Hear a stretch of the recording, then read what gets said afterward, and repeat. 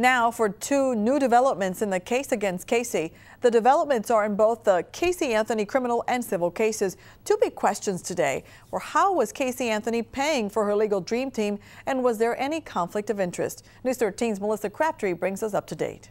I'm convinced that as we sit here today, no conflict exists. She is as well. She did not need to waive any conflict since none existed. I think during the hearing Wednesday, Judge Stan Strickland said Anthony has a right to conflict-free counsel. Strickland heard arguments from the prosecution and Anthony's attorney, Jose Baez, and then questioned Anthony. The him that you refer to, is that Mr. Baez?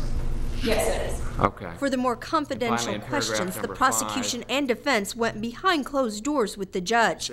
When they all returned, Strickland said he was convinced no conflict exists. We're just glad we can focus on the case, and I wasn't going to allow this to be a distraction for us, and that's why we chose not to fight it and move forward at that point. Prosecutors made their motions to make sure there were no future grounds for appeal by claiming conflicts of interest because of future movie or book rights.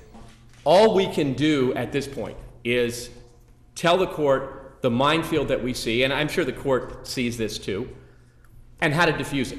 And as of now, no one will find out how Casey Anthony is paying her defense team. Meanwhile, Anthony family private investigator was a no-show at today's deposition in the civil case. It's the lawsuit by Zenaida Gonzalez, whose suit claims damages because Casey Anthony said Zenaida Gonzalez took Kaylee.